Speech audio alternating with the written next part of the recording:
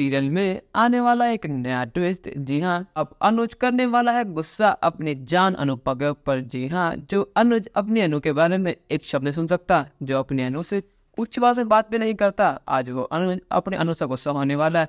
उसको इतनी कड़वी कड़वी बातें बोलने वाला है जिससे अनुपमा फिर से एक बार टूट जाएगी, क्योंकि अनुपमा की वजह से आज आद्या की जान खतरे में आ चुकी थी और अनुपमा की वजह से ही श्रुति आज जिंदगी और मौत की जंग लड़ रही है। और इन सब चीजों में और किसी का नहीं, आद्या का हाथ है। आद्या ने अनुज के कान भर दिए हैं जैसे उसने 5 साल पहले भरे थे, और जो गलती अनुज ने 5 साल पहले करी थी अनुज वही गलती आज दोबारा दोहराने वाला है। उसने उस समय भी अपनी छोटी बेटी के प्यार में आकर अनुपमा को सुना दिया था, उसकी ममता पर शक करा था, जिसकी वजह से अनुपमा छोड़कर चली गई थी। और फिर से आज अनुज वही करने वाला है। आज अनुज अनुपमा की ममता पर, उसके प्यार पर शक करने वाला है। छोटी अनु अपने पॉप से कहती है कि पॉप्स, एक बार फिर मम्मी ने आज मुझे मरने के लिए छोड़ दिया था। आज जब स्कूल में बदमाश बच गए थे तो इन्होंने अपनी बेटी परी को बचाने के लिए सबसे लड़ाई करनी थी, पर लेकिन इन्होंने मुझे बचाया नहीं। इन्होंने सबसे पहले अपनी बेटी परी को बचाया।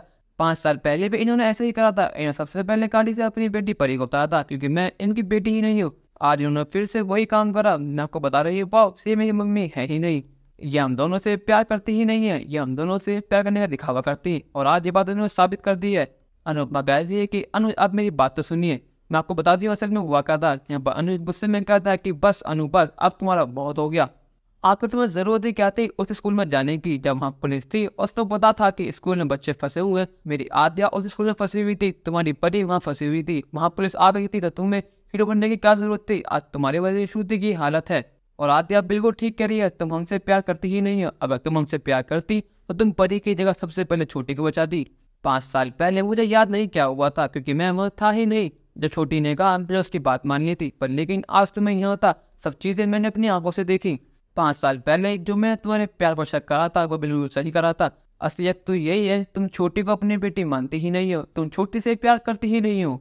तुमसे शादी करना सबसे बड़ी गलती थी मेरी। जिस 26 साल के लिए मैंने इतना वेट करा और वो आखिर मुझे मिला, वो भी अधूरा। तुम हमेशा मुझे अधूरी ही मिली अनुपमा, कभी तुम मुझे पूरी मिली ही नहीं।